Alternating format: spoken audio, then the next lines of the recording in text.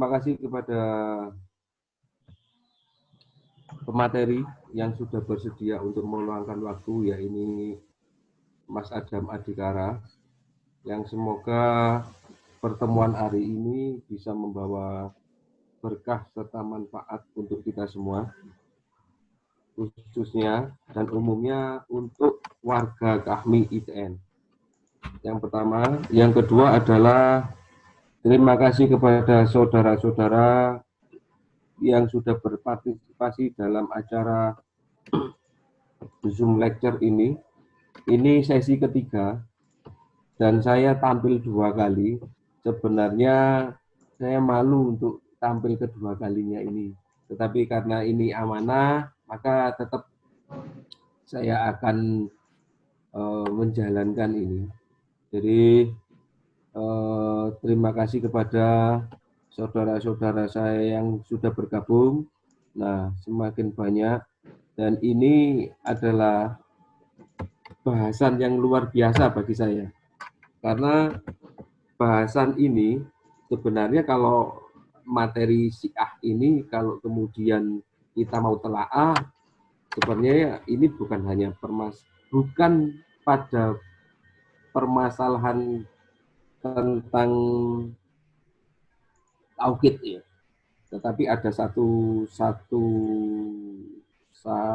pelajaran yang Allah berikan kepada kita untuk bagaimana kemudian kita mampu untuk menghadapi situasi itu harus serba terencana, tidak boleh kemudian sporadis dan tidak terencana. Jadi saya berikan sedikit tentang bagaimana kemudian Sayyidina Hasan itu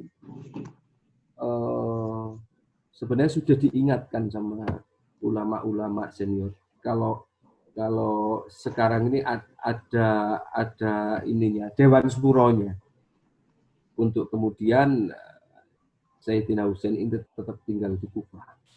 Tetapi kemudian saya tidak tahu kenapa Sayyidina Hasan itu harus akhirnya tetap harus tetap datang dan mendatangi Yazid ini. Ada satu pertimbangan lain. Apakah kemudian bahwa Sayyidina Husain ini karena kesepakatan yang telah dibuat oleh Yazid bin Muawiyah ini kemudian ingin mengklirkan itu, tetapi sebenarnya ada satu bagi saya, nanti akan saya sampaikan di pertengahan atau di akhir ini, untuk biar nggak makan waktu, mungkin Mas Adam mungkin bisa menyampaikan materi ini terlebih dahulu, Mas. Monggo, silakan Mas Adam. Oke, terima kasih. Assalamualaikum warahmatullahi wabarakatuh. Waalaikumsalam warahmatullahi wabarakatuh. Pertama, terima kasih atas atensinya, atas kesempatannya. Sebelum saya memberikan materi yang saya susun berdasarkan dari pengetahuan saya, berdasarkan dari literasi yang saya miliki, saya ingin menceritakan dulu lingkup dari materi ini dulu. Karena begini, kalau kita bicara Syiah, ini sesuatu yang sensitif. Sensitif karena apa? Sebenarnya Syiah itu adalah bagian dari kita yang sudah bisa dibilang terpisah dari kita.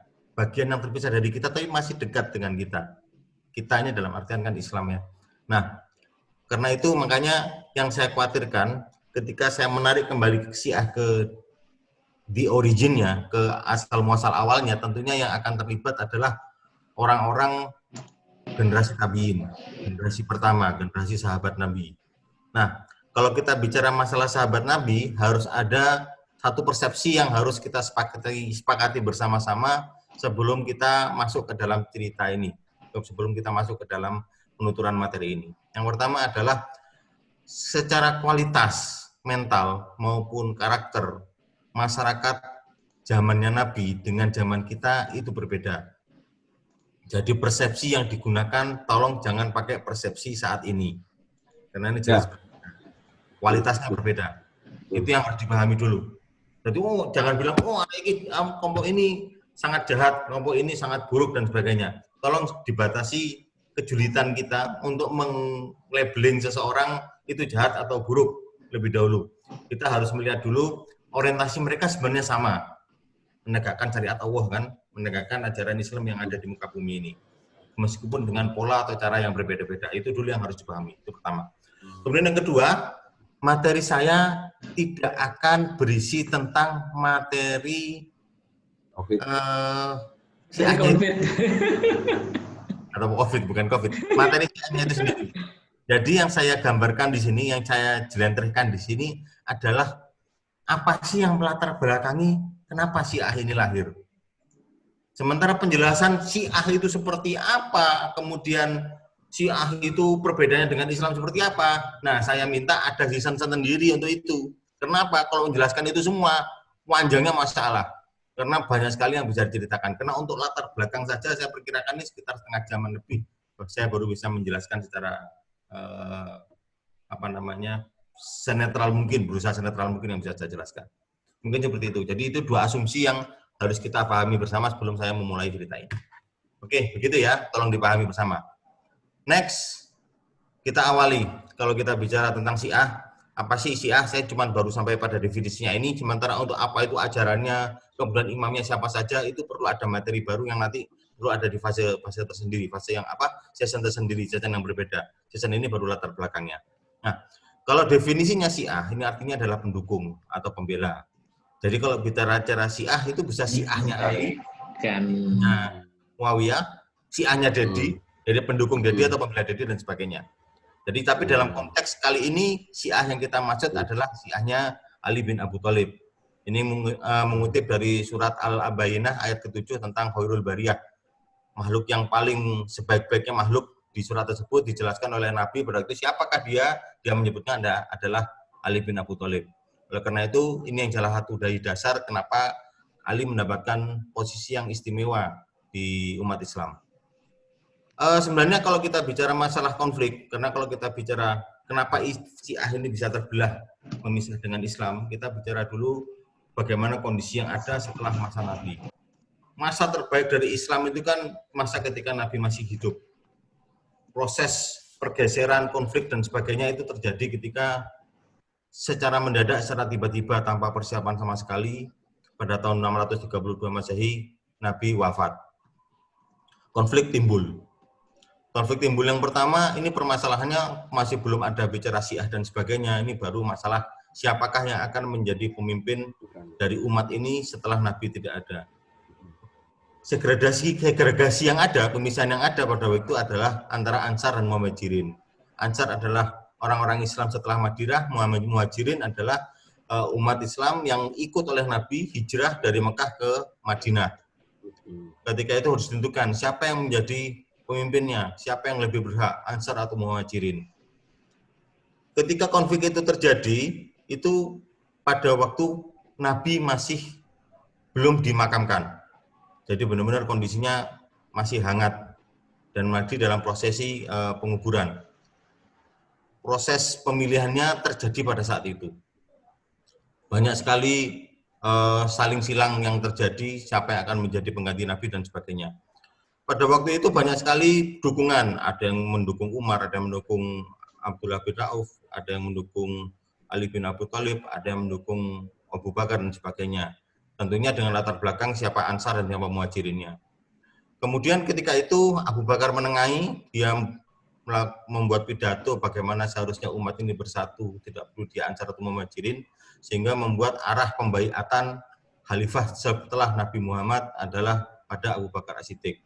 Kondisi ketika hal itu terjadi adalah Ali sedang mengurus prosesi pemakaman Nabi. Jadi dia tidak ada ketika Abu Bakar itu dibaiat oleh umat Islam Madinah. Ini yang jadi pertanyaan besar juga, mengapa ketika itu Ali tidak ada. Nah, ternyata selain ketika dia ngurus prosesi Nabi, pada saat itu sudah ada konflik yang terjadi pada komunitas Muhajirin juga. Jadi sebenarnya konfliknya tidak hanya konflik eksternal antara Ansar dan Muhajirin, tapi ada konflik internal di Muhajirin itu sendiri. Bani Sofyani, jadi keluarganya Abu Sofyan, saat itu sangat tidak terima kalau seandainya Abu Bakar As-Siddiq menjadi khalifah, karena dia merasa sanatnya keluarganya Abu Bakar As-Siddiq ini bukan sanatnya priayi istilahnya, sanatnya petinggi yang besar, suku yang besar ya, yang ada di Quraisy, di suku Quraisy. Akhirnya dia membaiat, seharusnya Ali yang menjadi khalifah, yang berusaha membaiat Ali menjadi khalifah, itu adalah justru ada musuh besar dari Nabi Muhammad sendiri, yaitu Abu Sufyan. Nah, ketika itu terjadi, Ali berusaha meredam. Sebenarnya dia setuju pada pemilihan pembaiatan Abu Bakar, tapi kondisinya Ali ini orangnya berusaha untuk meredam komunitas, terutama dari Ahlul Bait, dari keluarganya Nabi, supaya tidak ada konflik yang membesar di kemudian hari. Ini upaya preventif yang dilakukan Ali supaya tidak timbul konflik, apakah seharusnya memang Ahlul Bait atau orang yang bukan Ahlul Bait yang menjadi khalifah. Nah, kita harus masuk ke dalam perspektif atau paradigma masyarakat Quraisy di tahun 500-an. Sampai bayangkan, di zaman 500-an, bangsa Quraisy itu bukan orang Romawi yang ngerti tentang triumvirat, yang ngerti tentang republik. Bukan muridnya Sokrates yang mengerti tentang konsep pemilihan sebuah suku berdasarkan dari matsur, tidak matsur, demokrasi, dan sebagainya. Mereka tidak mengenal itu. Buat mereka, sistem pemilihan itu seharusnya menggunakan sistem genial ya. Pemilihan yang berdasarkan dari anak, seharusnya dari bapak kepada anak, dan sebagainya. Nah, ketika Abu Bakar yang terpilih, tentunya hal ini yang sulit sekali diterima, terutama oleh keluarga dari Nabi atau Ahlul Baitnya. Ini yang berusaha diredam oleh Ali pada saat itu. Sempat juga terjadi konflik pada waktu itu, saking emosinya, kemudian karakternya sahabat Nabi itu kan bermacam-macam. Salah satunya Umar bin Khattab sampai ngeluruk ke rumahnya Ali pada saat itu, menyuruh Ali untuk segera berbaiat kepada Abu Bakar. Kenapa Ali lambat sekali untuk berbaiat kepada Abu Bakar? Karena dia berusaha untuk meredam Ahlul Baitnya itu, keluarganya. Abu Bakarnya. Nah, ini yang menjadi permasalahan, sehingga baru sekitar 4-5 bulan setelah Abu Bakar dibaiat oleh seluruh umat Islam, Ali melakukan baiat kepada Abu Bakar. Dan itu terjadi setelah Fatimah meninggal. Konflik ini juga yang menyebabkan Fatimah keguguran, dan setelah keguguran kondisi kesehatannya memburuk dan akhirnya meninggal. Ini terjadi. Nah, ini juga berusaha diredam oleh Ali. Alhamdulillah kondisinya setelah diredam oleh Ali ini berumur cukup panjang. 2 tahun setelah Abu Bakar menjadi khalifah, tidak ada konflik yang terjadi mengenai suksesi. Begitu juga ketika Abu Bakar meninggal, dia menunjuk Umar bin Khattab menjadi khalifah, tidak ada masalah. Ini proses penunjukan memang mewasiatkan, Abu Bakar mewasiatkan supaya Umar bin Khattab yang menjadi khalifah. Ali juga tidak protes, tidak ada permasalahan juga dari Ahlul Bait dan sebagainya ketika Umar bin Khattab menjadi khalifah. Nah, yang menjadi permasalahan terjadi ketika Umar bin Khattab ditusuk ya, ketika waktu itu lagi sholat oleh seorang budak. Menjelang kematiannya, dia membuat kontestasi, siapa pengganti saya. Nah, ini harus dipikirkan kembali kepada konteks kondisinya. Konteks kondisi ketika Nabi Muhammad menjadi nabi, jumlah umat Islam yang ada tidak sebesar ketika Umar meninggal. Bentar saya coba stop share screen ya, saya biar kontekstualisasinya biar cocok. Bentar. Saya mau nge-share nih mapnya. Mapnya kelihatan ya? Nah, pada waktu Nabi Muhammad menjadi nabi, wilayah Islam ketika menjadi nabi adalah pada wilayah ini. Hanya pada semenanjung Arabia. Damaskus belum masuk wilayah Islam, Mesir belum, Irak, daerah Kufah, Basrah belum, Persia belum. Invasi terbesar dari Islam itu terjadi pada waktu Umar bin Khattab. Ketika Umar bin Khattab menjadi khalifah, seluruh Mesir masuk. Begitu juga dengan Damaskus, Syria, Yerusalem itu Umar yang menaklukkan. Begitu juga dengan Irak, Kufah, Basrah, hingga Kekaisaran Sasanid istilahnya. Kekaisaran Sasanid atau Kekaisaran Persia. Seluruhnya berhasil dikuasai oleh Abu Bakar pada saat itu. Jadi kalau sampai bayangkan, luas wilayah kekhalifahan Islam pada zaman Nabi meninggal dengan ketika ditinggal oleh Umar itu hampir 3 kali lipat. Jadi kalau kita bicara jumlah penduduk yang ada saat itu sudah berlipat-lipat jauh jumlahnya. Nah, ini yang jadi permasalahan. Kenapa jadi permasalahan? Karena kita bicara masalah interest. Interest yang ada dari komunitas-komunitas yang ada, kalau kita bicara wilayah Arab, itu interestnya adalah interest keluarga. Karena yang menjadi faksi-faksi yang ada di sana adalah faksi-faksi keluarga. Jadi bukan kelompok-kelompok bangsa ya, karena pada waktu itu bangsa belum ada. Yang ada adalah keluarga. Nah, di sini kompleksitasnya mulai terjadi.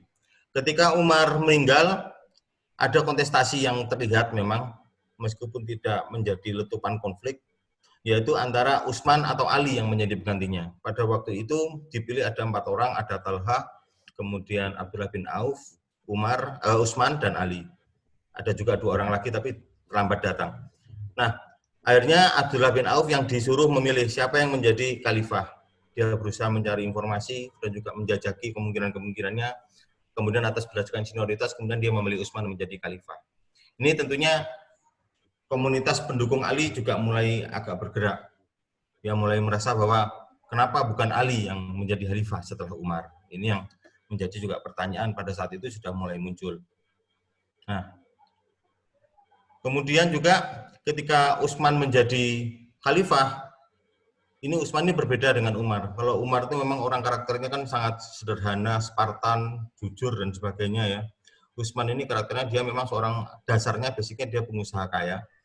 Kemudian juga dia dari keluarga priai yang sangat besar, sehingga dia di-backup oleh baninya, yaitu namanya Bani Umayyah.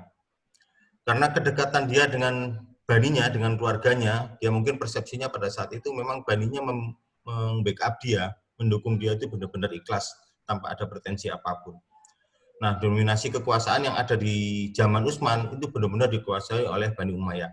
Beda dengan zaman Umar ya. Di zaman Umar itu Umar sama sekali tidak pernah menempatkan keluarganya pada pos-pos penting. Mungkin juga karena pada saat itu memang pos-pos penting yang ada itu pos-pos militer.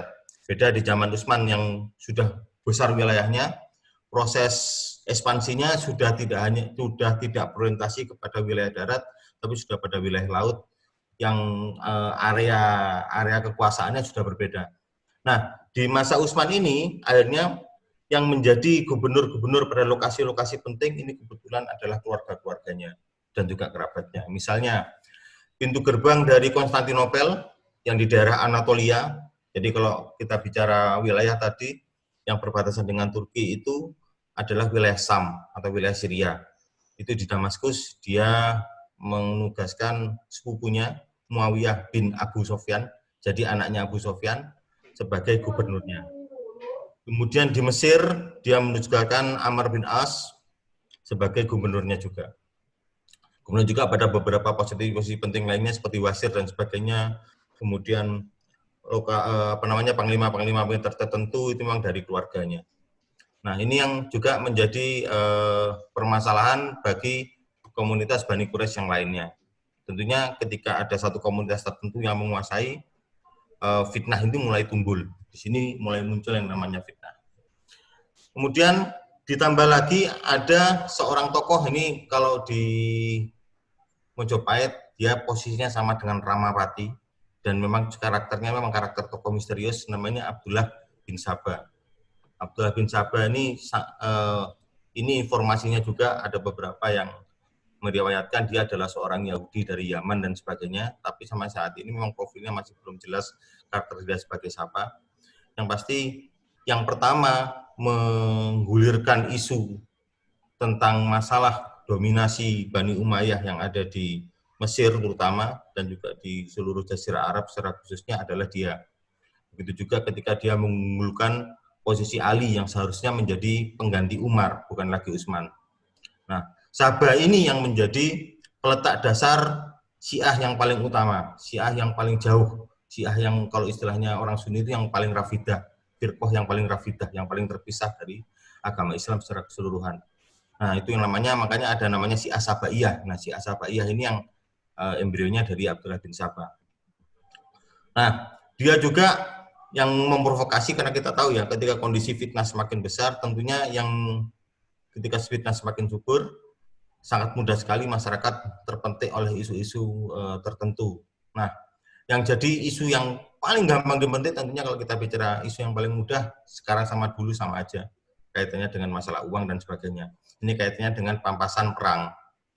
Ketika pada pampasan perang, pada pengembangan wilayah kekuasaan Islam Mesir menuju ke arah Tunisia, pasukan yang ada di Mesir merasa pampasan perang yang ada terlalu dikorup sama Amr bin As oleh gubernur Mesir. Ini yang mereka protes. Nah, protes mereka ini ternyata tidak hanya pada lokasi Mesir saja, mereka melakukan aksi protes hingga ke Madinah, ke ibu kota kerajaan kekhalifahan Islam, yaitu langsung ke Utsman.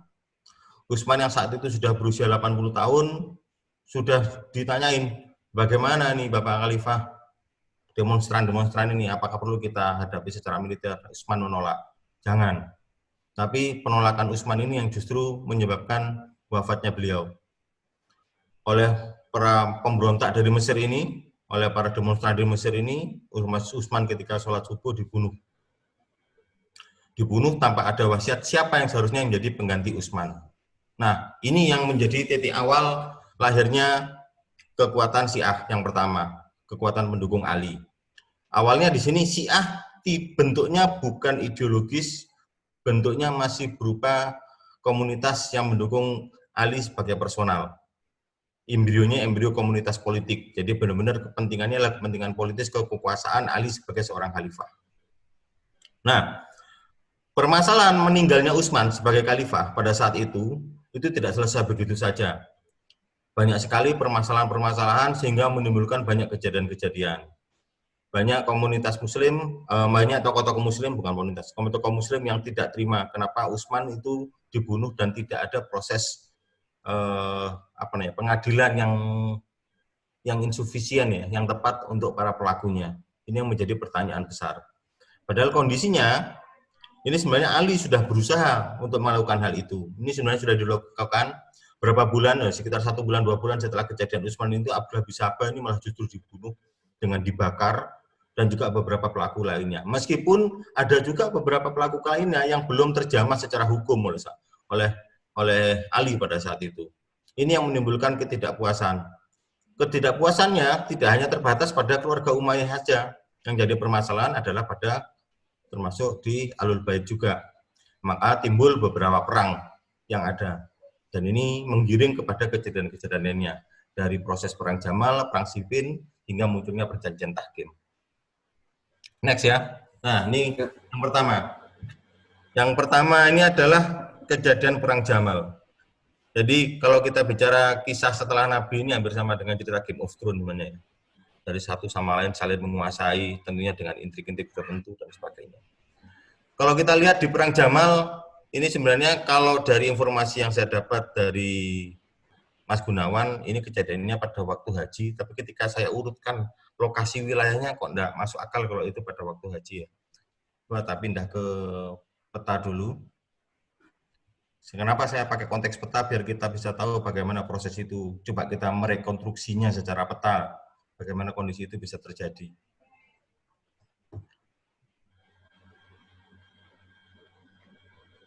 Nah, ini dia. Kelihatan ya petanya warna hijau? Ya. Nah, oke. Pada waktu itu Aisyah tinggalnya di Madinah bersama juga dengan Talha.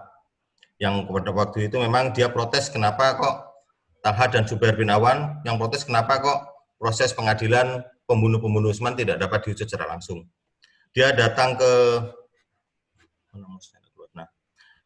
ke Madinah, laporan ke Aisyah kondisinya kenapa seperti itu. Kemudian datang ke Mekah, kemudian juga dia mencari Ali untuk mempertanggungjawabkan hal itu. Pada saat itu Ali itu berada di Kufah, makanya dia pergi ke Basrah. Untuk ke Basrah lebih dahulu. Nah, logikanya kalau pada saat itu adalah pada saat haji, tidak mungkin dia pergi dari Madinah menuju ke Basrah lewati Mekah. Berarti langsung dari Madinah ke Basrah kan. Jadi saya agak meragukan kondisinya pada saat itu pada waktu pelaksanaan ibadah haji. Nah, saya pindah lagi ke slide dulu.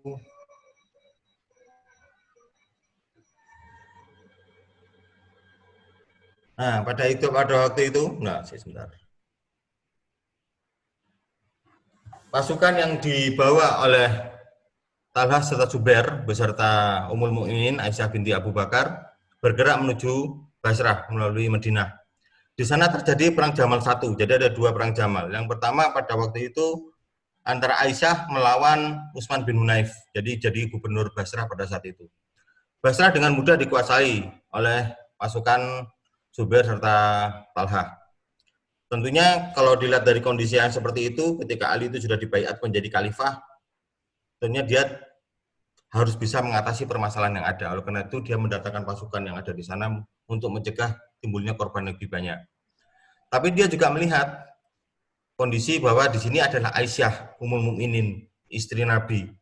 Dia mencoba gimana caranya bisa mengamankan perang Jamal ini, bisa menyelesaikan perang Jamal ini tanpa menimbulkan korban yang lebih jauh. Karena pada saat itu Talha serta Zubair juga sudah meninggal, sudah menjadi korban daripada perang Jamal itu. Akhirnya dia diamankan oleh Ali bin Abi Thalib melalui Muhammad bin Abu Bakar yang disuruh untuk memotong kaki untanya yang ditunggangi oleh Aisyah. Muhammad bin Abu Bakar ini adiknya Aisyah, oleh adiknya Aisyah, Muhammad bin Abu Bakar dibawa Aisyahnya ke Madinah untuk diamankan. Perang Jamal ini usai. Tapi perang Jamal ini usai juga bukan berarti permasalahannya selesai. Ini bisa lihat bahwa memang fitnah mungkin mulai agak mereda. Dari masyarakat yang bukan Bani Umayyah sudah mulai bisa memahami karakter kondisinya. Tapi yang jelas terjadi adalah mulai ada segregasi yang terjadi, pemisahan yang terjadi. Antara pendukung Ali, yang bisa kita bilang ini adalah Syiah, meskipun bukan secara ideologis ya, kalau kita bicara Syiah di masa ini, dia sholatnya sama seperti kita, sama seperti Sunni, sholat 5 waktu dan sebagainya, ibadah ritualnya sama dengan seperti kita dan sebagainya. Dengan pendukung Bani Umayyah yang waktu itu dipimpin oleh Muawiyah bin Abu Sufyan, seperti yang saya jelaskan tadi. Jadi pada waktu Utsman menjadi khalifah, Muawiyah bin Abu Sufyan ini ada termasuk orang dekatnya, yang sangat dekat. Dia adalah Panglima Angkatan Laut pertama di kekhalifahan Islam. Jadi yang menyerang ke Kepulauan Siprus serta Athena pada saat itu adalah Muawiyah bin Abu Sufyan. Nah, Muawiyah bin Abu Sufyan ini dia ditunjuk menjadi gubernur dari negeri Sam. Nah, negeri Sam ini adalah negeri atau provinsi yang memiliki kekuatan militer yang paling besar di kekhalifahan Islam saat itu. Mengapa? Karena negeri Sam itu merupakan pintu gerbang menuju musuh besar utama umat Islam, yaitu Konstantinopel atau orang-orang Romawi Timur. Jadi sangat strategis sekali posisi militer daripada Muawiyah bin Abu Sufyan ini. Dia memiliki pasukan yang paling banyak, memiliki peralatan perang yang paling besar. Pada saat ini setelah perang Jamal, dampaknya yang paling jelas adalah Muawiyah bin Abu Sufyan dengan berani memisahkan wilayah Sam dari kekhalifahan Islam dan dia menolak berbaiat kepada Ali bin Abi Thalib sebelum seluruh pelaku pembunuhan Utsman ini diadili secara adil. Tentunya Ali sendiri juga punya permasalahan ketika dia harus bisa mengadili para pelakunya, karena ada beberapa pelaku ini juga memiliki akses yang sangat kuat pada pendukung utamanya. Pendukung utamanya tersebut berada di wilayah sekitar Irak, yaitu di Kufah dan Basrah. Nah, kalau kita bicara masalah kondisi politis, tentunya harus ada pilihan ya. Ketika Ali harus baru mulai menjalankan operasionalisasinya sebagai khalifah, dia harus berada di sebuah fondasi wilayah atau posisi kekuatan yang paling kuat. Dia melihat kondisinya di Mekah sudah tidak aman lagi, karena kondisinya fitnah yang begitu besar, begitu juga di Madinah setelah perang Jamal, meninggalnya Talha dan Zubair, ini juga isu yang sangat kuat sehingga menyebabkan suasana yang tidak kondusif untuk membaiat Ali sebagai khalifah. Sehingga pada saat itu kondisinya Ali memindahkan ibu kota kekhalifahan Islam dari Madinah ke Kufah.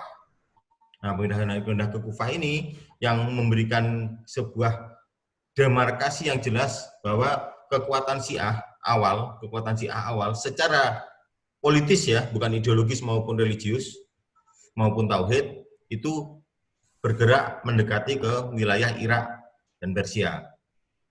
Ini embrio awalnya.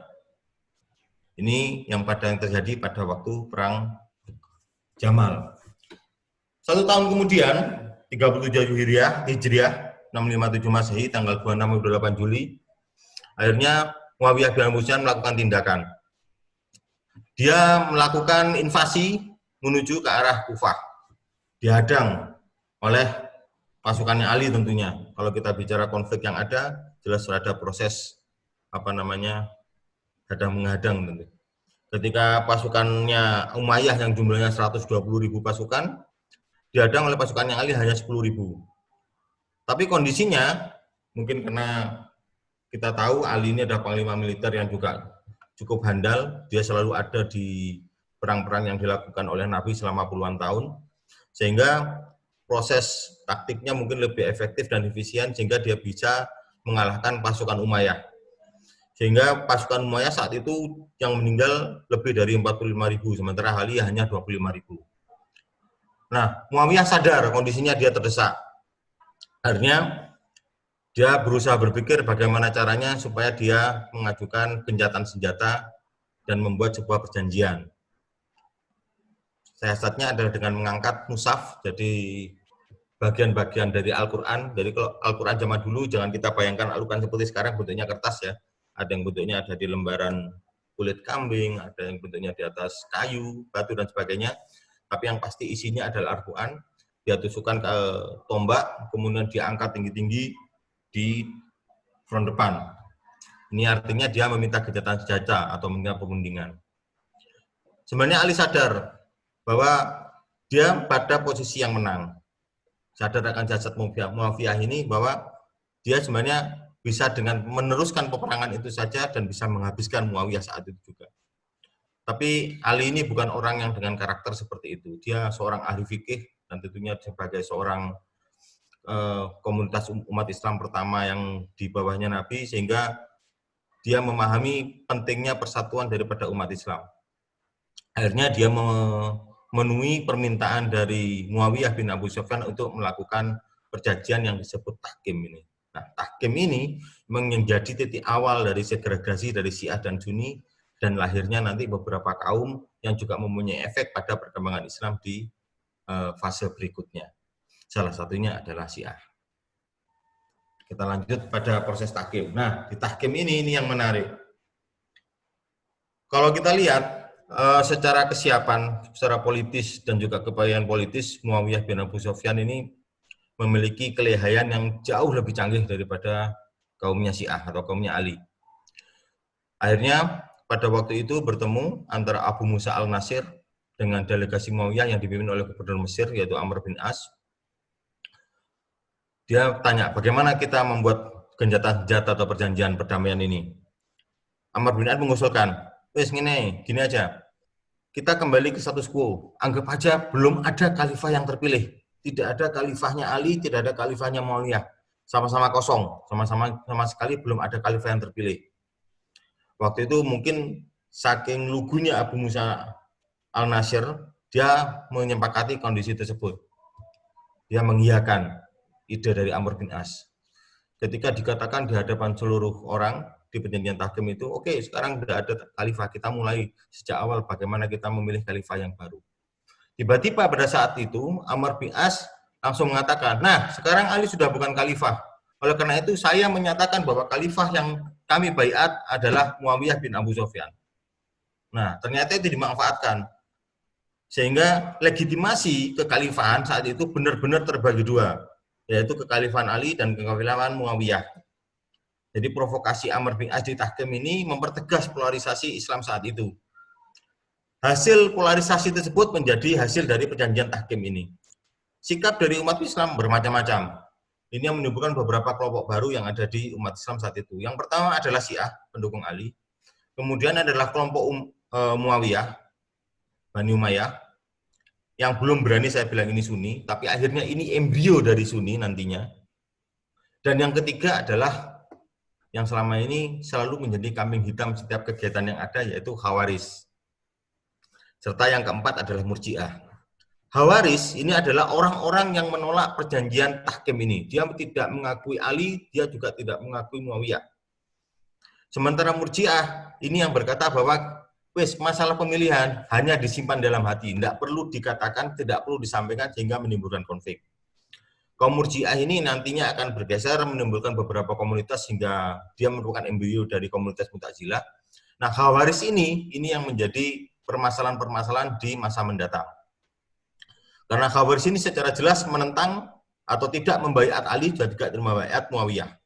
Sementara komunitas Khawaris ini juga banyak sekali kantong-kantongnya di seluruh penjuru Jazirah Arab.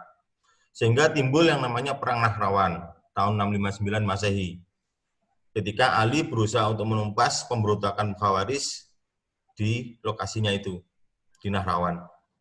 Nah, dari seluruh komunitas Khawaris saat itu sudah berhasil termusnahkan, ada sekitar 540-an orang, yang masih hidup tinggal 7 orang. Salah satunya bernama Abdurrahman bin Muljan. Yang kemudian setahun kemudian, dia membunuh Ali. Dia menjadi salah satu survivor Perang Nahrawan yang membunuh Ali. Nah, pembunuhan Dali ini yang menjadi permasalahan. Permasalahannya adalah, yang pertama, Bani Umayyah jelas atau Muawiyah jelas menyatakan dia adalah kekhalifahan tersendiri. Sementara komunitas Syiah, komunitas pendukung Ali, sama sekali tidak mendukung hal tersebut. Sehingga atas dorongan daripada komunitas Syiah itu, akhirnya anak Ali, yaitu Hasan bin Ali bin Abu Thalib, kan ada 2 anaknya, Hasan dan Husain. Yang satu kan keguguran Fatimah. Anak Ali dari Fatimah ya, yang keguguran Fatimah karena katanya sih yang saya dapat informasi, yang pernah saya baca, karena di rumahnya pada saat itu diserang oleh Umar bin Khattab ketika Nabi meninggal. Nah, ketika mendukung Ali itu menetapkan Hasan bin Ali dibaiat menjadi khalifah. Ini permasalahan baru timbul.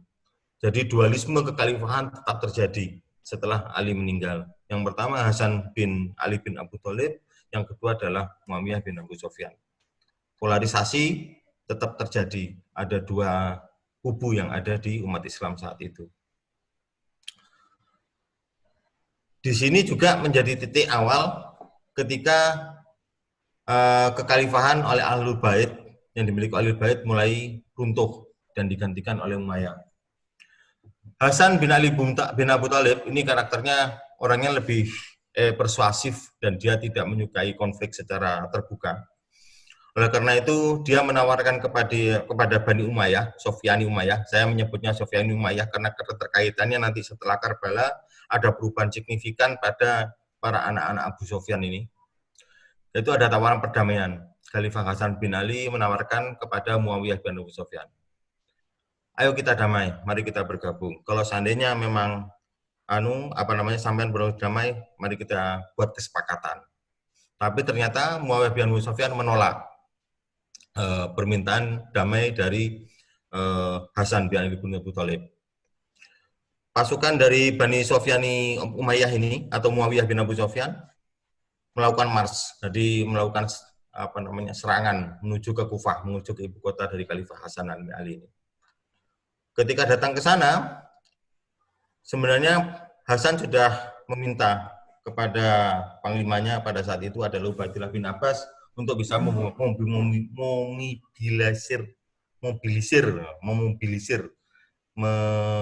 pasukan untuk membuat sistem pertahanan di Kufah.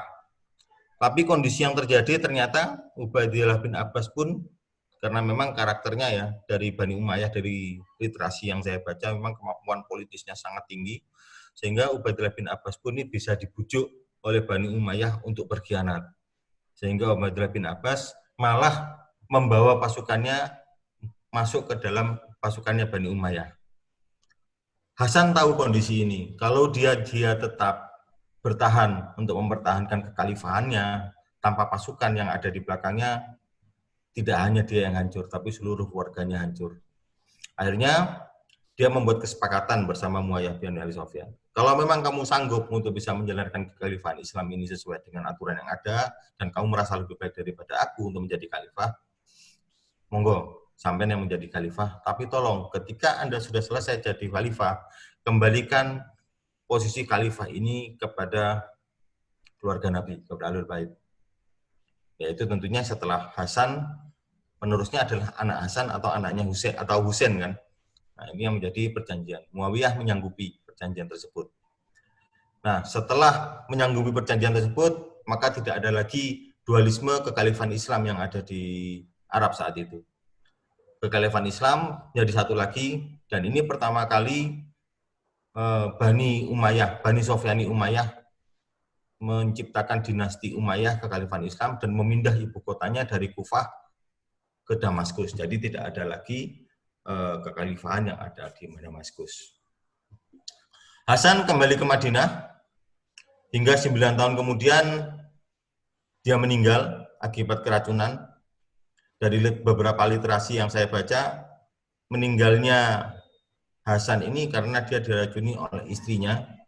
Dan istrinya ini yang ditawari untuk menjadi istri dari Yazid bin Muawiyah atau putra dari Muawiyah. Tapi informasi ini juga masih belum jelas.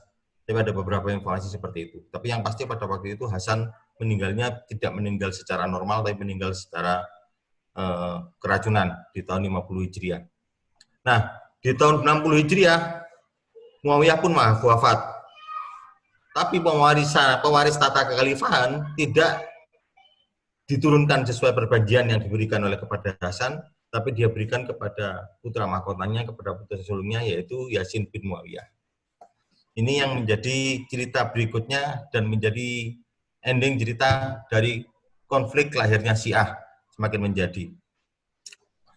Komunitas Syiah pada saat itu memang sudah ada, dan memang mereka posisinya memang tersebar berada di Kufah, Basrah, serta sebagian di Mesir, tetap mendukung keberadaan Ahlul Bait sebagai pimpinan kekhalifahan, seharusnya menjadi pimpinan kekhalifahan. Mereka lebih prefer mereka menjadi khalifah daripada Muawiyah, tapi karena kondisinya memang seperti itu, jadi tidak berani untuk menyatakan secara eksplisit. Akan tetapi, ketika ditetapkannya Yazid sebagai pengganti kekhalifahan, mereka tahu perjanjian antara Hasan dengan Muawiyah saat itu, mereka menuntut seharusnya Husain yang menjadi khalifah. Dukungan-dukungan ini muncul, banyak sekali muncul, terutama dari kota Kufah, kembali ke kota Kufah. Seperti yang tadi saya sampaikan, Hasan juga telah dikhianati oleh kota Kufah ketika pasukan yang dihimpun oleh Ubaidillah di kota Kufah itu akhirnya ditinggalkan, sehingga Hasan menjadi tidak memiliki tentara untuk menghadapi Muawiyah. Ini kondisi ini terjadi kembali. Ketika ditolak, karena Husain merasa kesepakatan telah dilanggar, yang seharusnya 19 tahun yang lalu, tampuk kekhalifahan masuk ke jalan dipegang oleh Husain, tapi akhirnya tidak dipegang oleh Husain. Karena Muawiyah sudah meninggal, hanya diberikan kepada Yazid. Nah, Yazid mengirim pasukannya untuk menghadapi permasalahan ini. Yang dihadapi terlebih dahulu adalah kota yang secara eksplisit, secara berani mendeklarasi bahwa mereka memang meminta Yazid menjadi khalifah. Meminta Husain menjadi khalifah, yaitu kembali ke kota Kufah. Kota Kufah mendapatkan kabar ini, akhirnya dia datang ke kota Kufah untuk memenuhi permintaan dari penduduk Kufah. Ini terjadi tahun 60 Hijriah. Nah, ini kondisi ini yang menyebabkan peristiwa Karbala terjadi. Ketika beliau nyampe di kota Kufah, kembali dia kecilik, ya. Kembali dia ternyata kena prank oleh penduduk kota Kufah. Mereka mendeklarasikan dirinya, dia bisa menyediakan 100.000 pasukan untuk Husain. Tapi ternyata sampai di Kufah, penduduk Kufah yang sudah didatangi oleh pasukan Ubaidillah bin Ziyad yang diutus oleh Yazid, kembali melempem, tidak berani untuk membela Husain lagi. Jadi pengkhianatan penduduk Kufah ini terjadi 20 tahun kemudian. Jadi awalnya itu Hasan, 20 tahun kemudian Husain yang dikelabui oleh penduduk kota Kufah, sehingga masyarakat kota Kufah tidak mau lagi membela Husain saat itu. Husain ke perbatasan, pada itu dia membawa 79 rombongan di perbatasan kota Kufah. Jadi di antara kota Kufah itu ada namanya sungai, yaitu Sungai Efrat. Nah, di situ dia bertemu dengan pasukannya Abdullah bin Ziyad. Abdullah bin Ziyad membawa 4.000 pasukan. Dia melihat ada kerumunan rombongan daripada pasukan Husain bin Ali bin Abi Thalib. Sebenarnya yang diminta oleh Yazid adalah hanya menangkap Husain, tapi yang dilakukan Ubaidillah bin Ziyad tidak hanya segera menangkap. kekuatan 72 orang, yang lainnya adalah perempuan dan wanita, dibantai dengan kejam oleh Ubaidillah bin Ziyad. Perlu diingat, Husain bin Ali bin Abu Thalib ini adalah alul bait terakhir, putra Fatimah yang terakhir, cucu daripada Nabi Muhammad laki-laki yang terakhir. Dia dibunuh dengan ganasnya hingga kepalanya dipenggal oleh Ubaidillah bin Ziyad, dibawa ke Yazid. Ini yang menyebabkan banyak sekali perubahan terjadi setelah ini. Akhirnya meninggallah pewaris tahta terakhir dari Nabi Muhammad, yaitu Husain bin Ali bin Abu Thalib, dari garis Ali bin Abu Thalib dan Fatimah. Apa yang terjadi setelah Karbala? Banyak sekali yang terjadi setelah Karbala. Dari pihak Syiah, ini merupakan titik penentu pemisahan secara mutlak antara kelompok Syiah dan Sunni. Sunni ini diistilahkan kepada Bani Umayyah yang ada di Damaskus. Syiah adalah komunitas pendukung Syiah seperti yang saya jelaskan tadi, tersebar di Kufah, Basrah, dan juga di sebagian dan Mesir. Kemudian timbul beberapa pemberontakan Syiah yang terjadi. Yang terbesar adalah pemberontakan Tawabin di kota Kufah. Jadi orang-orang ini merasa, aduh aku menyesal kenapa aku tidak membela Husain kemarin. Akhirnya mereka merasa ini saatnya kita harus membalas, tapi kembali lagi mereka bisa diredam oleh Bani Umayyah. Kemudian juga termarginalkannya Syiah, serta pola imamah yang ada di Syiah ini juga mendukung komunitas Syiah ini menjadi termarginalkan. Mengapa termarginalkan?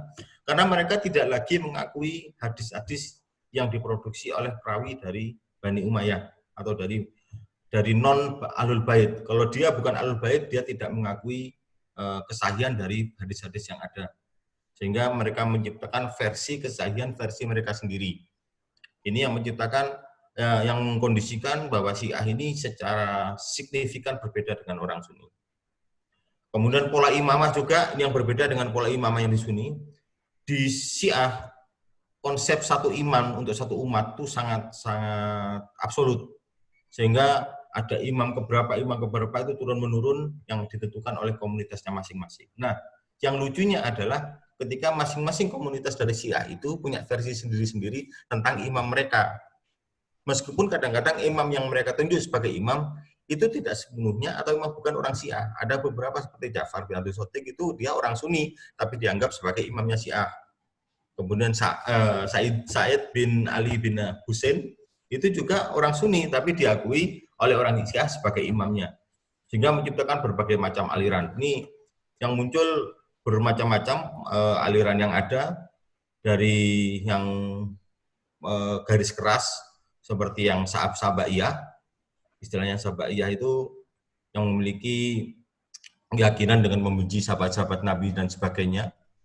Ini disebut juga sebagai Syiah Gulat, ada berbagai macam jenis aliran di bawahnya. Kemudian ada juga Syiah Ismailiyah. Ismailiyah ini mengambil dari putra dari Imam Jamaah Shadiq sebagai imam yang menggantikan ayahnya.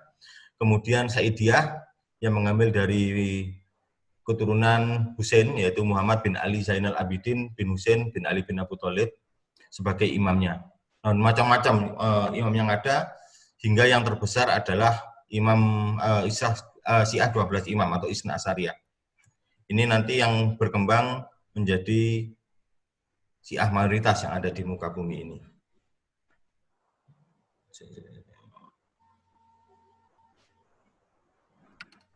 Mana tadi poinnya? Oke. Nah, ternyata kondisi Karbala ini juga tidak hanya berpengaruh besar pada komunitas Syiah. Pada Bani Umayyah ini juga sangat mempengaruhi kondisi yang ada. Ketika Husain bin Abu Thalib dibantai dan kepalanya dibawa ke Yazid, pengaruhnya dampaknya kepada umat Islam yang ada di seluruh Jazirah Arab, Mesir maupun di Syria sangat besar. Seluruhnya akhirnya mendeklarasikan pemberontakan terhadap Yazid bin Muawiyah. Yang terbesar adalah pemberontakan yang dilakukan oleh Abdullah bin Zubair. Abdullah bin Zubair ini yang akhirnya dibaiat oleh seluruh umat Islam, kecuali yang di Damaskus ya, kecuali yang di Syam, menjadi khalifah pengganti dari Yazid bin Muawiyah. Meskipun tidak diakui oleh Yazid bin Muawiyah, sehingga timbul perang saudara kembali, perang saudara kedua antara Yazid bin Muawiyah melawan Abdullah bin Zubair. Nah, Abdullah bin Zubair ini berhasil memenangkan pertempuran pertama ketika Abdullah bin Zubair kebetulan dia berlokasi di Mekah dan didukung oleh para tokoh-tokoh agama di Mekah. Dia berhasil mengalahkan pasukan Muawiyah yang pertama ketika mengepung Mekah dan meninggallah Yazid bin Muawiyah pada saat itu. Ketika Yazid bin Muawiyah meninggal, penggantinya adalah Muawiyah II. Jadi namanya juga Muawiyah, yang Muawiyah bin Yazid bin Muawiyah. Tapi dia hanya bertahan 3 bulan. Ini juga dikalahkan oleh Abdullah bin Zubair. Sehingga pada waktu itu garis keturunan khalifah di Bani Umayyah pindah dari putra-putra dari Abu Sofyan ke putra-putra Marwan, yaitu Marwan bin Al-Hakam. Itu sepupu atau saudara sepupu dari Abu Sofyan. Jadi sebenarnya peristiwa Karbala ini kalau bisa kita tarik kesimpulan, tidak hanya menghabiskan atau tidak hanya meniadakan keturunan Ahlul Bait dari garis Ali bin Abi Thalib, tapi juga dari garis Muawiyah itu sendiri juga, atau dari Abu Sofyan. Karena seluruh generasi dinasti dari Umayyah dari Sofyan ini akhirnya juga hilang dan digantikan oleh garis Abdullah bin Marwan yang akhirnya pada 5 tahun kemudian bisa memperkuat kembali posisinya melalui putranya Abdul Malik bin Marwan dengan mengepung Mekah di fase yang kedua, mengepung Zubair, tapi dengan kos yang sangat besar.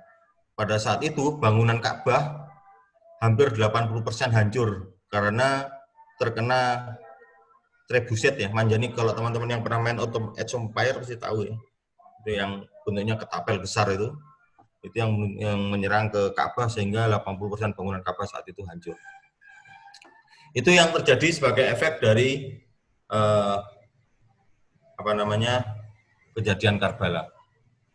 Tentunya kalau kita lihat perkembangannya, itu latar belakang yang bisa kita lihat, tentunya kita bisa lihat fasenya. Perkembangan Syiah yang ada di Jazirah Arab pada saat itu berkembang secara signifikan, mulai dari bentuknya adalah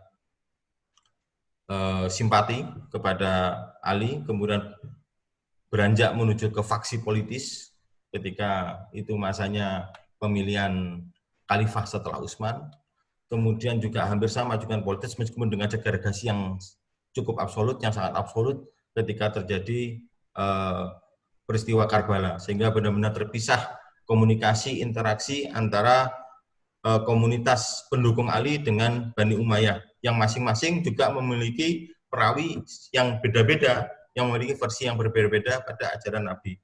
Sehingga ini yang membuat bergeser ideologi yang dimiliki oleh komunitas Syiah sehingga agak berbeda, dengan komunitas Sunni. Perbedaannya apa pada keyakinan itu? Nah, itu nanti perlu ada session tersendiri, David. Saya tidak akan menjelaskannya karena itu panjang sekali untuk itu. Saya cuman yang saya lanjutkan perkembangannya adalah bagaimana Syiah ini ternyata tidak hanya berhenti menjadi kekuatan ideologis atau religius.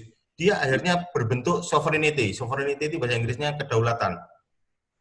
Ini yang menarik. Bagaimana berkumpulnya komunitas-komunitas pendukung Ali anti Muawiyah, yang artinya adalah ketika berlanjut kepada anti Abbasiyah, anti Umayyah, Andalus, kemudian juga akhirnya dia membentuk komunitas tersendiri yang berbeda dengan perkembangan Islam secara gradual. Dia bisa mengembangkan sebuah komunitas-komunitas dengan otoritas agama dan otoritas kekuasaan pemerintahan yang berbeda. Nah, yang pertama terjadi, yang setelah saya telusuri, itu adalah pada Keemiran Tabaristan. Ini dinasti Alafid di tahun 242 Hijriah atau 864 Masehi. Ini terjadi ketika kekhalifahan Abbasiyah mulai lemah. Sehingga mereka, jadi kalau di Syiah ini biasanya bentuk negaranya mesti diawali dengan tarikot. Beda kalau di Islam ya, di Islam biasanya kadang-kadang ada timbulnya karena ada suksesi atau juga perebutan kekuasaan. Nah, kalau di ini bentuknya tarikot. Tabaristan ini awalnya juga dari tarikot, kelompok komunitas tarikot yang ada di wilayah Tabaristan. Akhirnya mereka, tarikotnya itu dia menggunakan paham Syiah Saidiyah. Saidiyah ini Syiah yang paling dekat dengan Islam.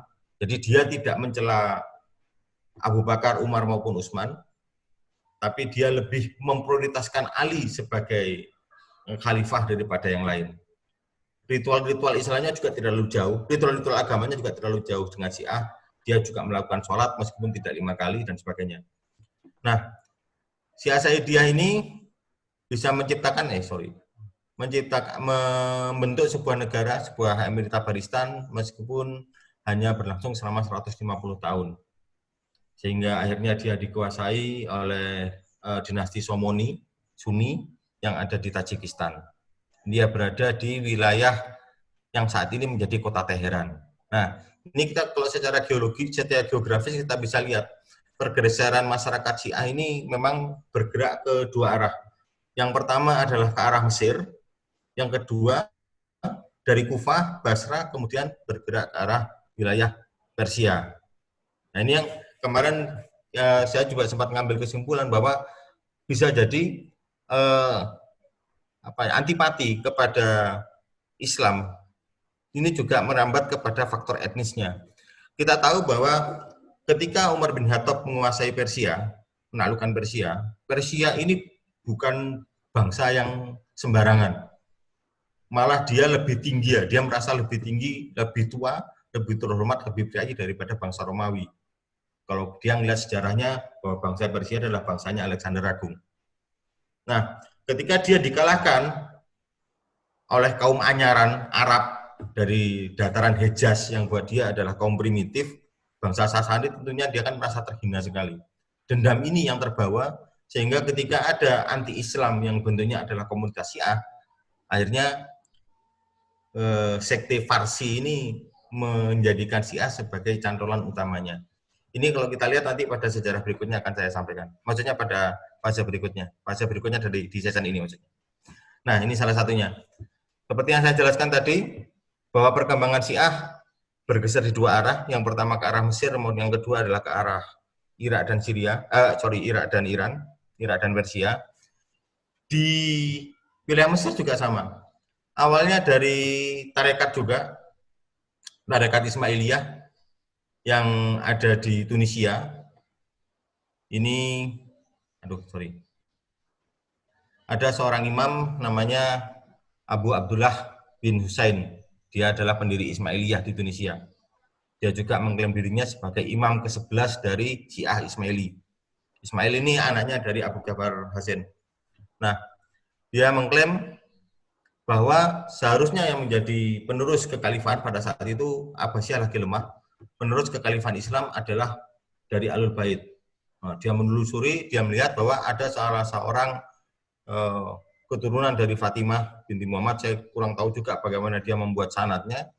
Akhirnya menentukan ada orang yang bernama Ubaidillah Al-Mahdi dari Mekah yang ditunjuk menjadi khalifah pertama daripada Fatimiyah ini. Nah, khalifah Fatimiyah ini awalnya dari tarekat, dia berjuang selama puluhan tahun hingga pada tahun 505 Hijriah atau 909 Masehi, dia bisa menaklukkan Tunisia, menaklukkan Libya, menaklukkan Aglabiah, kemudian juga menaklukkan Mesir menjadi kekhalifahannya. Sehingga Ubaidillah Al-Mahdi ini dianggap menjadi sebagai Al-Mahdinya atau Imam Mahdinya dari Fatimiyah, Imam Mahdi pertama, karena menurut dari versi mereka ada beberapa Imam Mahdi yang ditunjuk. Nah, kekuasaan Fatimiyah ini juga tidak macam-macam. Dia berkembang, dia sudah berhasil tidak hanya menguasai Afrika saja, tapi wilayah Italia dia kuasai. Dari Sisilia, dia loncat ke utara Sisilia, sampai ke Napoli dan Genoa.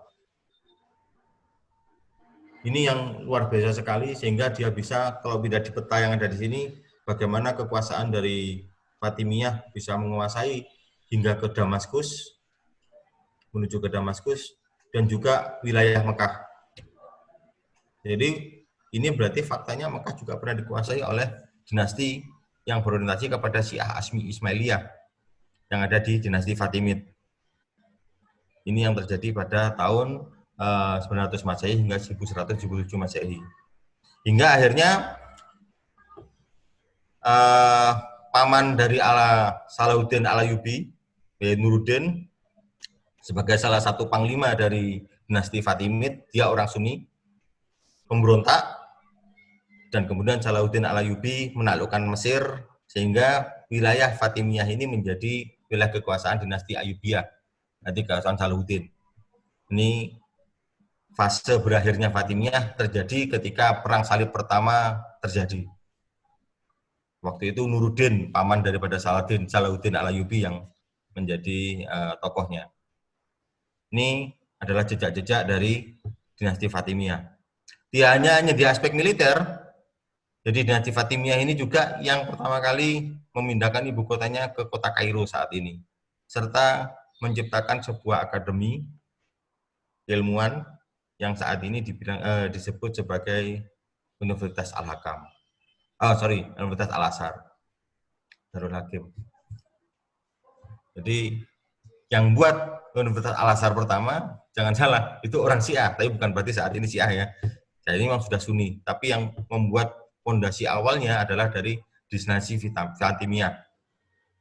Dari dinasti Syiah Ismail ini merupakan dinasti Syiah yang paling berhasil, yang paling besar pengaruhnya di muka bumi sampai saat ini. Kemudian yang kedua, ada yang pernah nonton film Angel and Demon enggak? Di Angel and Demon itu ada tokoh namanya Assassin. Atau mungkin ada yang pernah main game Assassin's Creed. Nah, Assassin's Creed ini juga salah satu sekte dari Syiah, namanya Nizar Ismaili. Jadi dia pecahan dari sekte Ismailinya Syiah. Sekte ini tidak berdiri sendiri sebagai kerajaan, tapi bentuknya itu adalah dia menguasai istana-istana atau kastil-kastil yang ada di wilayah dari Iran sampai ke Tajikistan. Tersebar. Yang paling kuat adalah yang ada di Alamut, pendirinya Syekh Nizar Ismaili, tapi yang paling terkenal tokohnya adalah Hasan Bisaba, sehingga dia dikenal sebagai orang tua dari Alamut. Kaum Hasan ini sangat terkenal, lebih kuat dari kerajaan karena dia kalau saat ini dia seperti Freemason. Dia mengatur siapa raja yang mati, siapa tokoh yang mati, siapa yang tidak. Sehingga dia membunuh beberapa tokoh-tokoh penting yang ada di sejarah dunia untuk diarahkan supaya bisa mempertahankan keberadaan mereka. Ada banyak sekali tokoh penting yang memang dibunuh oleh kaum Assassin ini. Dari Konrad de Montferrat, ini adalah musuh utama dari Richard the Lionheart, Raja Inggris yang paling besar di Perang Salib ketiga. Kemudian ada salah satu Perdana Menteri Abbasiyah yang orang Persia, Nizar al-Muluk. Kemudian Wasir atau Perdana Menteri dari Fatimiyah juga dia bunuh. Kemudian ada salah satu raja dari Inggris, calon pendamping raja dari Inggris, musuhnya Richard the Lionheart, yaitu Edward I, juga dia bunuh oleh Assassin ini. Kelebihannya Assassin adalah dia memiliki pasukan khusus yang tugasnya memang untuk membunuh orang. Jadi kalau di Jepang seperti ninja. Kabarnya bahwa pasukan Assassin ini dia harus ganja dulu sebelum dia membunuh orang. Sehingga sistem kekuatannya sangat rahasia dan sangat sukar sekali untuk dideteksi. Hancurnya dinasti Assassin ini ketika orang Mongol datang, melakukan menghancurkan tiap-tiap kastil yang dimiliki oleh dinasti Assassin ini. Kemudian yang terakhir dan menjadi embrio dari kekuasaan Syiah yang ada saat ini adalah dinasti Safawiyah. Lahir di 879 Hijriah. Sama seperti dinasti Syiah yang lainnya, dia diawali dari tarekat. Dari pengajian, dari kelompok pengajian, namanya tarekat Safawiyah. Syiahnya adalah Syiah 12 Imam, Isna Asyariyah. Nah, ini yang membentuk pertama di Tabriz sebagai ibu kotanya, kemudian berkembang. Dia ada ketika Ottoman lagi jaya-jayanya. Dia mengalami konflik panjang juga dengan Ottoman dan juga kekaisaran Sunni lainnya, yaitu Mughul di India. Sampai akhirnya dia digantikan oleh dinasti-dinasti lainnya hingga tahun 79 dikalahkan oleh Ayatullah Khomeini. Dinasti terakhir adalah dinasti Pahlavi. Di tahun 79 dari revolusi Islam, Ayatullah Khomeini menang, akhirnya hilang dinasti Safawiyah ini. Tapi efeknya adalah apa? Seperti yang saya jelaskan tadi, ketika ada pergeseran, persebaran dari Syiah ini, dari Kufah, Basrah hingga ke Persia, akhirnya dia menetap ke Persia. Orang Persia menganggap ini sebagai gerakan anti-Arab, meyakini Syiah juga, dan ini yang menjadi komunitas Syiah mayoritas yang terbesar di dunia saat ini, yaitu Isna Asyariyah atau Syiah 12 Imam. Mungkin seperti itu yang bisa saya jelaskan dongengnya. Mungkin membosankan, tapi minimal bisa saya mendeskripsikan bagaimana prosesnya dikuyo-kuyonya Ahlul Bait sehingga timbul Syiah, awalnya dia hanya berupa simpatisan, kemudian faksi politis, akhirnya menjadi faksi ideologis karena perpisahan antara perawi dari Ahlul Bait dengan para non Ahlul Bait. Ini yang menjadi masalah besar seperti itu. Mungkin seperti itu. Monggo Mas David. Ya. Terima kasih. Assalamualaikum warahmatullahi wabarakatuh. Waalaikumsalam warahmatullahi wabarakatuh. Baik, Mas Adam, terima kasih. Sepertinya waktunya kurang memang. Jadi, tapi enggak apa-apa, enggak apa-apa. Ini saya belum jelaskan aliran-aliran dalam Syiah loh. Makanya saya batasi. Makanya. Harusnya dua kali pertemuan ya harusnya. Tapi enggak apa-apa. Jadi ini mungkin sampai saya buka sampai jam 5:10 atau 15 gitu ya. Pertanyaan. Baik, dari penjelasan sini, mungkin ada dari rekan-rekan yang ingin menyampaikan pertanyaan atau pernyataan atau apapun yang berkaitan dengan penjelasan Mas Adam tentang perkembangan Syiah ini. Ataukah kemudian ingin menyampaikan hal yang lain, tetapi tetap menjadi sebuah referensi dari apa yang disampaikan Mas Adam. Monggo, saya persilakan untuk teman-teman. Harapan saya itu cuma satu.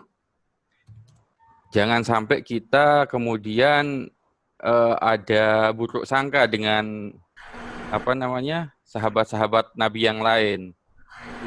Karena ini kan sensitif sekali cerita ini, kisah ini sebenarnya. Ini bisa menimbulkan suuzon yang tidak bagus menurut saya kalau sejarah ini. Makanya harus hati-hati juga. Makanya tadi saya lihat Mas Adam sangat hati-hati juga dalam menciptakan sejarah ini. Mungkin itu aja. Terima kasih. Assalamualaikum. Iya. Tadi kan di awal sudah disepakati bahwa ini bukan permasalahan tentang tauhid atau apapun, tetapi lebih kepada sikap memanage sebuah negara atau apapun namanya, bahwa disadari atau tidak bahwa Syiah ini adalah parsial yang kemudian menjadi besar. Nah, Sunni kalau saya bukan Sunni, artinya kita belajar bagaimana kemudian memanage sesuatu yang kecil itu menjadi besar. Lepas apakah kemudian ini berdasarkan kalau sejarah tadi mengatakan bahwa ini suka atau tidak suka terhadap Muawiyah, itu adalah urusan lain, tetapi garis besarnya adalah bagaimana kemudian kita mampu untuk memanage serta mengolah satu kekurangan kita menjadi satu kelebihan. Ya, San, bukan kemudian a priori terhadap semua sahabat itu tidak. Sahabat-sahabat Khulafaur Rasyidin adalah sahabat-sahabat yang luar biasa. Bahkan bukan hanya sekadar Khulafaur Rasyidin, bahwa Khulafaur Rasulillah, jadi tulang punggungnya Nabi. Jadi bukan hanya sekedar Khulafaur Rasyidin gitu, tapi Khulafaur Rasulillah. Jadi beliau sahabat ini adalah tulang punggungnya Nabi. Hanya saja permasalahan. Monggo Mas Wahyu, silakan Mas. Terima kasih. Sorry Pak Po ya, aku duluan Pak Po ya. Ya. Oke, Mas. Pun, John, terima kasih sekali. Sangat gaib, amat sangat gaib, dan yang pasti salah satu keunggulan John itu kronologi. Jadi history flow-nya itu lengkap. Jadi kebolak-balik beberapa kisah memang kita bahas kebolak-balik, Siffin Jamal, kemudian Tahkim sama kelompok-kelompok Tawabin itu bolak-balik. Itu yang pertama. Yang kedua, mungkin minggu depan bisa tetap slide itu ya, tetap breakdown dengan slide itu, tapi kita masuk sesi bincang-bincang yang mana sebenarnya kita miskin narasumber dari Azwaja ya. Ahlussunnah wal Jamaah. NU sebenarnya ada Pak Puh, tapi Pak Puh ini kan lebih ke tasawuf ya. Saya sebenarnya ingin kelompok-kelompok Alawiyin ini ada yang mewakili gitu loh. Habaib gitu ya. Kelompok Habib Mbing ini mungkin. Nah, Habib itu Habib Mbing ya. Bagaimana ini jangan lupa mewakili pondok pesantren. Loh, awakmu gak terima Mbing. Loh enggak, kita harus akui ternyata iki NU-ne NU kultural, NU anyaran. Kait mlebu Gus Durian gitu loh. Tapi menjelaskan nasabiahnya pasca Karbala untuk nasabi Kanjeng Nabi ini karena memang sanad dari umatku adalah dari bapaknya dan sanadku dari Fatimah gitu loh. Itu nas itu ya. Lalu sebenarnya ada banyak yang saya ingin konfirmasi dari materinya Lidon ya, bahwa sebenarnya ketika Amr bin As itu di Mesir, Muawiyah di Syam itu, korespondensi Ali itu sudah intensif. Intinya ngiling. Tapi ya begitulah ada resistensi. Beda ketika Umar mengganti Khalid yang sedemikian kuat dengan Ubaidillah bin Jarrah. Nah, sengaja Khalid itu ngerti, tapi suratnya urung dibuka. Gitu. Jadi memang politiknya orang-orang soleh itu hebat sekali. Ngerti Khalid itu harus diganti. Makanya ditutup sih, gak diwaca surat itu. Perangnya dibacutno menang lagi dibuka. Baru kemudian diserahkan di Ubaidah gitu, ke Panglima. Terima kasih Ledon. Aku usul saja ke Dekan Zoom, Lek Toha dan Dedi. Ya apa lek dilanjutkan gitu. Untuk minggu depan itu sesi bincang-bincang. Ya, sementara kita ini ngaji dhisik. Ya betul. Harus Karbala dulu seminggu ini. Jadi Ledon itu nanti tidak sibuk menjawab glosari, tapi sudah lakukan perbandingan agama kalau tentu usuluddin. Ya apa Isna Asyari, kemudian kenapa Sunni ini tidak mengimani Imamiyah. Mungkin itu ya, mungkin itu. Terima kasih Ledon. Bintang 5. Sip. Kompor gas. Om David, aku ngomong dulu ya. Ya, monggo silakan lu. Sebenarnya ada isu menarik juga dari yang saya ceritakan dari tadi. Itu sempat disinggung sama si Hasan kemarin. Sebenarnya permasalahan utamanya adalah iya sih ganti pemimpin nang Islam itu. Iya kan? Ya. Sekarang zamannya Nabi ke Abu Bakar pemilihan. Ketika zamannya Abu Bakar ke Umar penunjukan. Umar ke Utsman kontestasi. Ada 6 calon kan, 6 nominator. Ya. Dan itu berlanjut ke Ali. Ali kan karena pada waktu itu pilihan pertama, pilihan suara terbanyak Utsman, pilihan suara kedua terbanyak adalah Ali. Setelah Utsman meninggal, Ali yang menjadi. Nah, kok mak bedunduk ketika zamannya Muawiyah, jadinya ke keturunan. Kok mak bedunduk ketika zamannya Ali langsung turun ke Hasan juga. Nah, ini kan ada berbagai macam varian daripada proses pemilihan suksesi yang ada. Dan itu sangat kontekstual kondisinya. Kontekstual dalam artinya begini, kondisi pada tiap kondisi itu kan berbeda-beda. Nah, bisa jadi memang mekanisme pemilihan pemimpin di Islam itu sangat kontekstual lokasi dan waktu gitu loh. Ya. Pemahaman saya. Mbok nek Om Wahyu maupun Om Beng punya tafsir yang berbeda bisa jadi, atau Hasan juga punya tafsir berbeda bisa jadi. Monggo. Nah, itu juga Bakar jadi yang panjang banget itu gitu. Karena moderator itu Siap. Angkat tangan dulu. Mas, Cambing, ayo Bang, Cambing. Monggo. ya mau masuk ya memperjelas itu tolong narasumber nggak boleh tanya itu. Kalau narasumber tanya morat marit ini forum ini. Ajaran niku wit. Oh, mendes. Ajar saja dia. Oh, itu biasanya ada di seminar question itu. Aduh, mungkin dari Bani Alawiyin ini Mas Bayu ini toko NU Kabupaten Malang setengah kota ini. Bayu. Ya NU modern kaya aku. Apa sih iku, Pak Po? Yang tua dhisik. Teguh. Ah, oke. Mau. Karo putune Yai Bisri Samsuri rek. Yai Wahab ngamuk iku. Hadratus Ibu Cahyadin. Aku kata njaluk ijazah Bani Hasim iki. ini, Bani Hasim. Apa? Bani Hasim. Pak Bu, Bani Hasim.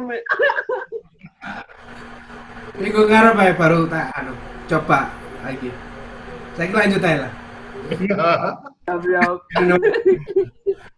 Siap. Coba. Iya. Lanjut. Lanjut, Kang David. Nah. Siap. Baik. Lanjut aja Kang.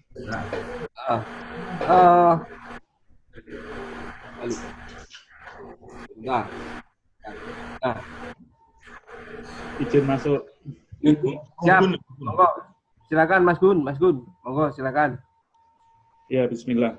Assalamualaikum warahmatullahi wabarakatuh. Topik yang dipaparkan Om Adam ini luar biasa. Artinya mewakili sekian abad ya, perjalanan peradaban Islam. Artinya kalau hanya kemudian dimasukkan dalam waktu 2 jam, 2 kali 60 menit ini sangat kecil sekali. Pertama yang saya ingin sampaikan ke forum ini, saya usul dari materi yang disampaikan oleh Om Adam ini kemudian menghasilkan beberapa topik besar. Yang saya boleh usulkan adalah hal pertama adalah tentang kedaulatan. Kedaulatan ini bukan bahasa Indonesia, dari kata daulah, artinya negara. Ini adalah pelajaran ketatanegaraan yang harusnya kita pelajari bersama. Yang saya lihat ini sangat kurang sekali dipelajari oleh umat Islam ya, bukan masalah Sunni atau Syiah saja. Ini secara sebagai pelajaran seorang Muslim, kedaulatan ini pelajaran yang saat ini sangat rendah sekali dipelajari. Itu yang pertama. Yang kedua adalah saya melihat Syiah ini bukan hanya sekedar sebuah aliran yang pertama, ya, sebuah bahkan kalau disebut oleh Om Adam tadi sebuah gerakan Toriko ini adalah sebuah gerakan mencari jalan itu kalau hanya dalam bentuk komunitas ritual masih terlalu kecil. Saya melihat ada sebuah gerakan emansipasi di sini dalam sebuah gerakan, baik yang kemudian melahirkan sebuah gerakan Rosan Fikir atau dan sebagainya, pembebasan. Karena memang pada saat perjalanan peradaban Islam ini sebenarnya musuh utama peradaban Islam ini adalah sebenarnya stagnanisasi, sebenarnya kemandekan, kemapanan. Ini sebenarnya adalah musuh Islam, dan itu ternyata kalau dibilang ini ada Syiah, ada Sunni, penyakit stagnanisasi ini sangat mengeram, terjangkiti di kelompok Sunni, yang itu menjadi peluang besar untuk menjadi sebuah titik perlawanan bagi Syiah. Ini yang poin kedua. Jadi sebagai gerakan pemikiran Syiah ini ya perlu diacungi jempol. Yang ketiga adalah peta konflik yang dibangun Sunni dan Syiah. Bagaimana sebuah Syiah ini hingga zaman saat ini, zaman modern ini mampu menjadi sebuah negara, sebuah kedaulatan, itu yang harus menjadi perbincangan. Bagaimana menjadi topik-topik besar. Ini saya kira menjadi topik yang luar biasa sekali yang bisa kalau misalnya Mas Om Adam melanjutkan topik ini ya bagus juga, cuman mungkin dari teman-teman yang lain juga mau menjadi pemateri juga luar biasa. Kan kemarin Bung Hasan kan mau menawarkan itu masalah freelancer. Nah, freelancer ini kan sebenarnya gerakan investasi terhadap negara, terhadap wilayah, ya, terhadap aliran dan sebagainya. Yang ya itu bisa jadi terjadi dalam perkembangan konflik-konflik antara Syiah dan Sunni. Nah, jadi saya tidak mengkritiki tema apapun, cuman saya melihat ini potensi yang bisa berkembang, yang saya harap panitia bisa mentabulasi bahwa perkembangan materi ini menjadi sangat luar biasa. Begitu saya kira. Terima kasih. Assalamualaikum warahmatullahi wabarakatuh. Waalaikumsalam warahmatullahi wabarakatuh. Ya. Mungkin bisa dianu ya Mas Adam ya. Artinya ini kan kalau Mas Gun bilang bahwa sebenarnya kalau mau di breakdown lagi untuk mengkritisi, bukan mengkritisi, menganalisa kemudian kemajuan-kemajuan yang telah dilakukan oleh kaum Syiah ini apa saja yang kemudian kita bisa belajar untuk itu. Jadi apakah terlepas dari karena saat itu tertindas, saat itu kemudian sakit hati yang terlalu dalam dari meninggalnya Sayyidina Husain itu yang kemudian jadi satu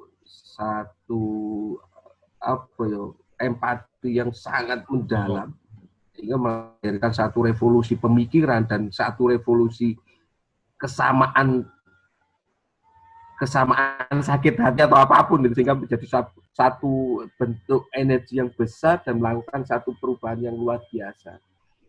Bisa dari atau tidak bahwa ini jadi sudah berbentuk satu negara ini berarti kan pendasaran ideologisasinya memang masif tentang itu. Nah, mungkin kalau ada punya usulan bahwa gelombang kedua ini pembahasan lebih kepada apa nih kira-kira, lebih kepada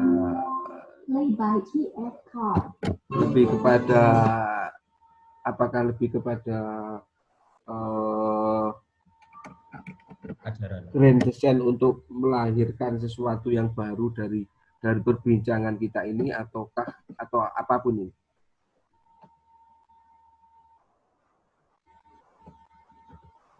Halo, cek.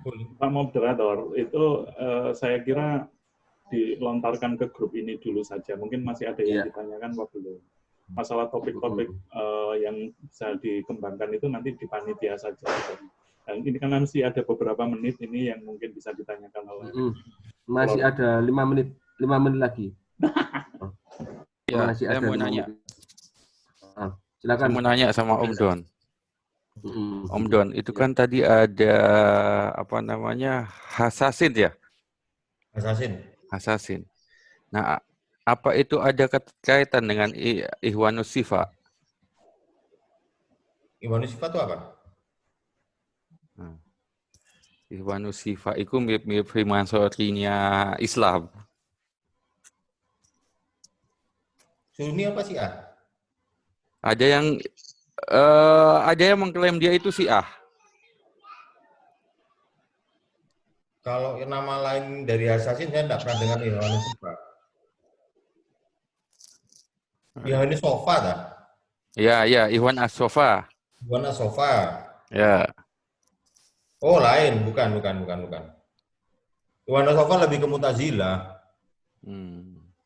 Itu kan yang digerakkan yang di Abbasiyah itu. Dan itu kumpulannya filsuf. Beda kalau kalau Hasan Al-Sabah itu militan, militeris. Pasukan-pasukan rahasia kayak ninja lah, kayak Yakuza. Ya. Bentuknya seperti itu. Ya.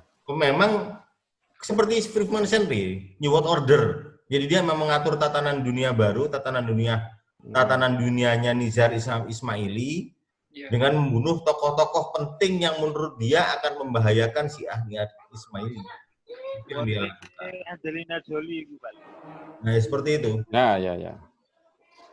Itu yang itu memang sekte rahasia. Pak itu loh, San. Ulang, San. Nggih. Kamu yang punya Ikhwanus Sifa itu kamu ulang juga itu, San. Kan kamu lengkap itu bukumu, San. Krungu. Hasan bukunya lengkap itu, Ikhwanus Sofa itu. Nah, makanya kon Hasan ngomong Ikhwanus Sofa itu menarik.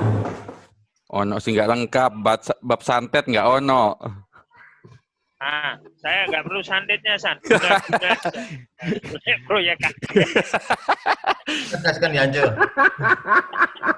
Bab santetnya gak ono, hilang. Kita syukur, San. Berendam 3 hari. Oke. Balik. Ya. Ya, jadi kalau Assassin itu beda banget. Nah, Assassin ini sekte sendiri. Yang dia nggak kuat cuma satu. Seperti biasa orang Arab kan karangnya sama orang Mongol kan. Kamu kan sudah pernah bilang, San, di grup dulu itu, San. Kan ada di ayat itu. Sipit, bermuka lebar, matanya sipit, datang pakai kuda, berkulit, kan seperti itu. Nah, apa namanya, proyeksinya, profesinya itu kan, ramalannya itu kan ke arah orang-orang Mongol itu. Begitu juga dengan orang Assassin, dia kalahnya sama orang Mongol. Dianjurkan sama Hulagukan kan. Si Pincang itu tak? Oh, bukan, itu Timur Leng nggak Pincang itu. Lain cerita itu. CC waktu. Sekitar 300 tahun kemudian baru Timur Leng menyerang lagi itu. Tapi kalau Timur Leng kan orang Islam memang. Orang Islam. Kuning lagi menang itu. Masih ada waktu 2 menit ini, monggo. Ada yang mau bertanya? Untuk ini masih ada waktu 2 menit. Bismillah. Ya, monggo, Mas Gun. Izin masuk. Saya kira yang ditawarkan Om Adam ini paling enggak ada satu topik besar lah yang bisa dibahas gitu ya. Mungkin paling enggak jadi PR. Yang pertama adalah topik tentang Ahlul Bait. Topik Ahlul Bait ini krusial untuk menjadi bahan pembicaraan. Tapi saya juga nggak yakin waktunya cukup untuk membahas yang tinggal beberapa menit saja ini. Ada banyak topik menarik yang sebenarnya yang bisa dibahas dari topiknya Om Adam ini. Tapi paling nggak dimulai dari Ahlul Bait ini. Karena topik Ahlul Bait ini yang kemudian mengawali dari pertikaian sepanjang zaman peradaban Islam ini yang kemudian. Nah, apakah kemudian dari kacamata yang saya sempat terpikir bahwasanya Ahlul Bait itu sebenarnya hanya sebuah logo gitu ya, label gitu ya, supaya mengikat dari sebuah fanatisme, dari sebuah kelas aksi. Nah, ini bisa jadi begitu. Ya, sebelum kita membahas masalah aliran, mazhab, kemudian apakah ini termasuk Islam atau tidak, belum sampai ke sana. Saya hanya melihat ada kemungkinan label Ahlul Bait ini adalah sebuah label yang kemudian disepakati untuk mengikat sebuah fanatisme menjadi sebuah kelas aksi. Nah, ini yang harusnya kita bahas, karena kelas aksi ini kemudian berakibat banyak ya. Tawaran Husain untuk menjadi khalifah ini adalah salah satu poin-poin dari sebuah kelas aksi lah, tapi kemudian berkembang karena ada beberapa buku yang saya baca bahwasanya tidak ada kesepakatan dari Hasan dan Muawiyah yang melanjutkan setelah kepemimpinan Muawiyah adalah Ahlul Bait. Saya tidak melihat potensi itu, saya tidak melihat sudut pandang itu, karena dalam sebuah kekhalifahan di baiatnya seorang khalifah itu legitimasinya ada di dalam Majelis Syuro. Artinya kesepakatan setelah Muawiyah itu belum ada, karena siapa khalifah setelah Muawiyah harusnya dibahas dalam Majelis Syuro, atau istilah bahasa Arabnya diwan. Diwan itu sebenarnya, dewan itu sebenarnya bahasa Arab sebenarnya. Diwan itu adalah Majelis Syuro. Nah, kemudian artinya gini, topik bahwasanya klausul adanya bahwasanya setelah Muawiyah adalah kembali ke Ahlul Bait itu bisa jadi memang stigma yang dilahirkan bahwa seakan-akan memang Ahlul Bait itu didolimi. Apa? Muawiyah PHP. Bukan. Ini saya kira ini ada penggiringan framing. Kalau istilah sekarang ini memang framing begitu. Pada kenyataannya saya sebenarnya tidak mengkacamatai tentang Muawiyah atau Hasannya, tapi adalah teori ketatanegaraan lah yang sebenarnya kita harus kaji. Bagaimana sebuah kekhilafahan ya, itu syarat-syaratnya apa saja. Nah, itu harusnya kita studi dari yang ditelurkan oleh Adam ini potensi untuk kita belajar ketatanegaraan. Nah, ini luar biasa. Yang kalau saya boleh simpulkan, ini teori mas saya, ini bahwa sebenarnya Republik Indonesia ini sebenarnya kekhalifahan gitu. Karena ada dewan di situ. Itu tapi ya ini asal aja nggak perlu dibahas. Tapi boleh berkoroy. Nanti urusan setelah ini. Tapi artinya itu topik gitu ya. Itu saja dari saya. Terima kasih. Ya. Saya menanggapi apa yang Cumi buko 2 kalan. Wah, enak Cumi rek. Sebentar, belum habis ini. Mungkin Mas Gun, apa namanya, kalau memang ini mau dilanjut, saya akan berikan satu referensi mungkin yang bisa moga teman-teman dan saudara-saudara ini kalau memang punya kesempatan untuk datang ke Malang, saya akan ajak ke tapi ini nggak ngomong tentang NU dan Muhammadiyah, tapi saya ingin mengajak mendiskusikan permasalahan ini tentang bagaimana ketatanegaraan Islam itu kepada Kiai Ibnu Sulaiman nanti. Jadi mungkin ada ya biar bisa istilahnya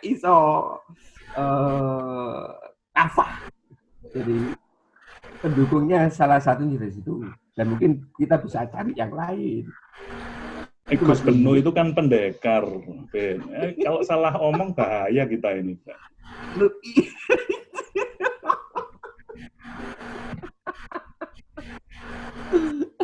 Bisa dieksekusi di tempat gitu.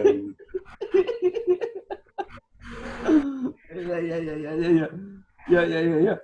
Monggo. Ini waktunya kayaknya sudah jam 5:15.